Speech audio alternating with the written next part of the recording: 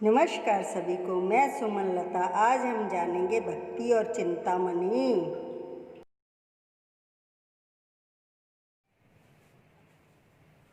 राम भक्ति चिंतामणि सुंदर, बसे गरुड़ जाके उर अंतर। परम प्रकाश रूप दिन राति, नहीं कुछ चाहिए दिया घृत बाती। मोह धृदर निकट नहीं आवा, लोभ वो बात नहीं ताही बुझावा। परवल अविद्यतम मिटी जाई, रहे शकल शुभ समुदाय। नमस्कार सभी को। जैसे कि पहले भी हमने मन मंदिर चैनल के माध्यम से जाना था भक्ति और माया, आज हम जानेंगे भक्ति और चिंतामणि। अर्थ, कागभूषण जी कहते हैं, मालिक की भक्ति एक सुंदर चिंतामणि की सदृश है। और गरुड़ जी वो भक्ति रूपी चिंतामणि जिसके हृदय में विराजमान हो जाती है, उसके अंदर बाहर प्रकाश हो जाता है। और वो प्रकाश इस प्रकार होता है जिसको कुछ दिया घृत और बाती की आवश्यकता नहीं होती। चिंतामणि का गुण है कि वो प्रकाशित भी होती है, और यदि वो लोहे से छू जाए तो उसको भी सोना भी बना देती है। इसलिए जहाँ उस भक्ति रूपी चिंतामणि का प्रकाश हो जाता है, ना वो वहाँ मोह रूपी कंगालपन रह सकता है, और ना लोभ रूपी पवन उसको बुझा सकती है। और वो ऐसी क्षमा है जिसके प्रकाश होते ही अज्ञान का अंधकार दूर हो जाता है, और काम क्रोध लोभ मोह आदि पतंगे भी जलकर भस्म हो जाते हैं। इससे सिद्ध हुआ कि जहाँ भक्ति होगी वहाँ मोह नहीं होगा, और जहाँ मोह होगा वहाँ भक्ति नहीं होगी। जैसे रात और दिन दोनों इकट्ठे नहीं रह सकते, ऐसे ही भक्ति और मोह भी इकट्ठे नहीं रह सकते। जो लोग भगत भी कहलाते हैं और साथ ही संसार का मोह भी रखते हैं, उन्हें अभी तक भक्ति की पूरी समझ नहीं आई। जय जीव संसारी पदार्थों को पाकर अपने आप को बड़भागी समझने लगता है और कहता है कि भगवान की मुझ पर बड़ी दया है, परंतु संत कहते हैं यह उनकी भूल है, क्योंकि जो वस्तुएं भगवान से दूर करने वाली हैं उनको प्राप्त कर लेने से भगवान की दया नहीं है। भगवान की दया उस पर समझनी चाहिए जिसको वो अपने चरणों की भक्ति दे, क्योंकि मायावी पदार्थों को पाकर मनुष्य भूल जाता है। इसी कारण से जो भगवान अपने भक्तों को माया जाल में उलझने नहीं देता, यदि भूल से भगत कभी उन पदार्थों की इच्छा कर भी बैठते हैं तो वो पूर्ण नहीं करता, बल्कि उसके विरुद्ध चलता है। इसमें भी उसकी दया का भाव भरा हुआ होता है। कथा है, एक बार भगत नामदेव जी द्वारका के दर्शन को जा रहे थे। चलते चलते थक गए, चित्त में वासना पूरी की। यदि इस समय घोड़ी होती तो सवार होकर चलते, क्योंकि पैदल चलते चलते कांटों से पांव छिन छिन हो गए थे। तब अंतर्यामी भगवान ने उनके चित्त की बात को लख कर उसी समय एक मुगल का रूप धारण किया और घोड़ी पर सवार होकर उस वन में प्रकट हो आए। और मुगल को दूर से आते देखकर भगत नामदेव जी ने के मन में फुरी की, कहीं जय मुगल मुझ पर कोई वैगार ना डाल दे। इतने में वो मुगल रूप भगवान निकट आ गए। मालिक की मौज निकट आते ही उनकी घोड़ी प्रसूत हो पड़ी। तब उन्होंने नामदेव जी को डांट कर कहा, अरे इस बशेरी को कंधे पर उठा ले और शीघ्रता से मेरे साथ साथ चल। नामदेव जी ने मारे भयके बशेरी कंधों पर उठा ली और आगे आगे चल पड़े। चलते भी जाते और मन में सोचते भी जाते हैं, भगवान मैंने तो चढ़ने के लिए घोड़ी मांगी थी, उठाने के लिए नहीं। तो नहीं मांगी थी, परंतु उस मुगल को देखकर नामदेव जी के मन में कुछ संदेशा हो गया। चलते हुए मुड़ मुड़ कर पीछे को देखते जाते थे। हृदय में पहले शुद्ध था और शुद्ध हृदय वाले भगत से भगवान अपने आप को कब तक गुप्त रख सकते थे। हंस कर भगत नामदेव जी ने पूछा, ए घोड़ी सवार, आपका घर कहाँ है?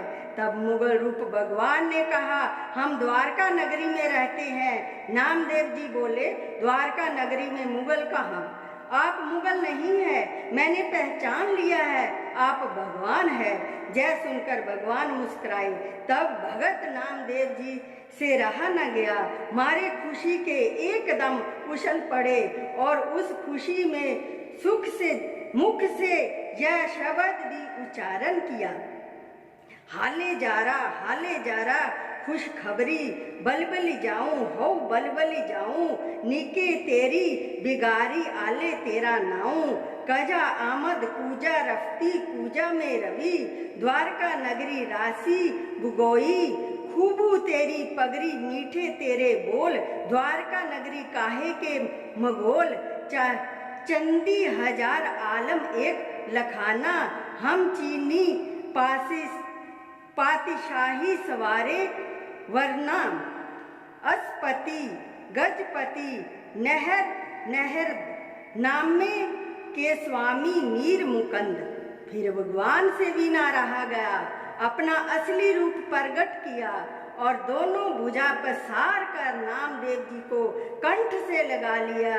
भगवान के कंठ से लगते ही नामदेव जी के संपूर्ण दुख दूर हो गए और फिर ऐसी ही दशा के अंदर भगवान अंतर ध्यान हो गए। जोन साल संसार की तोन साध की नाही, दम्भ चाल करनी करे साध कहो मत ताही, दम्भ चाल करनी करे साध कहो मत ताही। भक्तों का मार्ग भाणा मानने का मार्ग है, उसमें हर प्रकार की नरमी शक्ति और दुख सुख को सहन करना पड़ता है। जो लोग गुरु की शरण में पहुंचकर उनसे संसारिक वस्तुओं की इच्छा रखते हैं, वो भक्ति के मार्ग में अभी अनजान है, क्योंकि गुरु और शिष्य का संबंध भक्ति का है। गुरु की शरण में मनुष्य संसारी वस्तुओं की खातिर नहीं जाता, बल्कि उसका प्रयोजन भक्ति को पाना होता है। इसलिए गुरु से जब कभी भी कुछ मांगना चाहिए, भक्ति और सेवा का दान मांगना चाहिए। भक्ति दान मोहे दीजिए गुरुदेवन के देव, और कुछ नहीं चाहिए निस दिन तुम्हारी सेव, और कुछ नहीं चाहिए निस दिन तुम्हारी सेव। एक तरफ भगवान है और दूसरी तरफ माया है, मार्ग दोनों खुले पड़े हैं, जो जिस पर चलना चाहे उसे अख्तियार है, परंतु प्रमाण दोनों का परिपक्व है। माया का मार्ग दुखदाई है और भगवान का मार्ग सुखदाई है। यद्यपि वो पहले कुछ बिखड़ा मालूम होता है, परंतु अंत तो भगवान का मार्ग है। भगवान के मिल जाने पर फिर कौन से सुख है जो उसको नहीं मिल जाएंगे। केवल जरा धीरज से काम लेने की जरूरत है। मायावी समान चाहे जिस कदर भी प्राप्त हो जाए, अंत इनका परिणाम तो कुछ भी नहीं है। वो अंत तो अनित्य पदार्थ है, जो अंतिम समय अपनी अनित्यता को सिद्ध कर दिखाते हैं। परलोक की बात तो आगे रही, इस लोक में भी जो भगत की ही होती, जय भगत की ही होती है, प्रमाण मौजूद है। विभीषण और रावण दोनों सगे भाई थे। रावण के पास संसार भर की संपत्ति थी और विभीषण के पास केवल एक भगवान की भक्ति थी, परंतु सफलता तो विभीषण की हुई।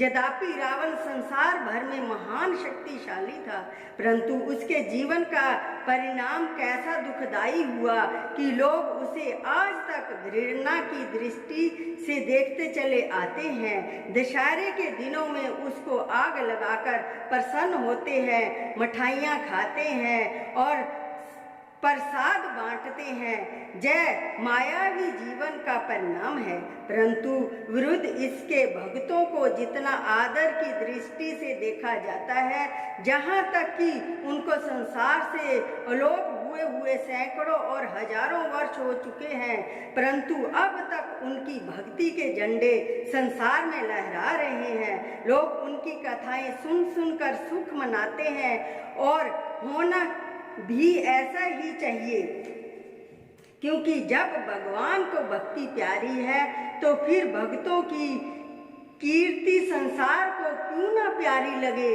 जय भक्ति का अपना गुण है। रामायण का कथन है, माया भक्ति सोहानु तुम दोहू, नारी वर्ग जानिए सब कोऊ, पुनि रघुराय भक्ति प्यारी, माया खलु नर्तकी विचारी, भक्ति सानुकूल रघुराया, ताते तही डरपति अति माया।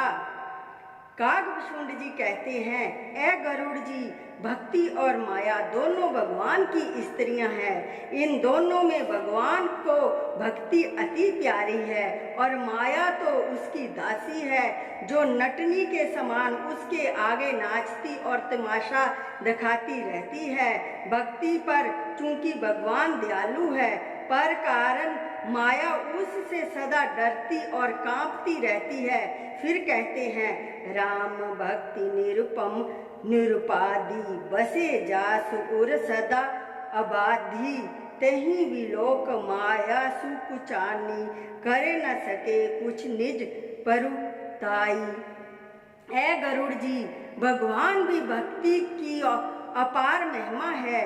इसके मार्ग में माया की उपाधि नहीं है। यह बाधा रहित भक्ति जिसके हृदय में बस जाती है, उसको देखकर माया सुकुचाती है और अपनी चतुराई भूल जाती है। जिसको माया कहा जाता है वो वास्तव में है क्या? वो तो भक्ति की दासी है। और जिस माया के पीछे संसारी मारे मारे फिरते हैं, वो भक्तों के पीछे पीछे फिरती है। जिनको मालिक ने भक्ति का धन प्रदान किया है, वो माया को समझते ही क्या है। माया उनको बड़ी भासती है। जिनके नेत्रों में दोष है, निरख परख वाले जीव इसको कुछ भी पदवी नहीं देते। नमस्कार सभी को। कल हम जानेंगे भक्ति और धर्म। दासों की दास सुमन शर्मा।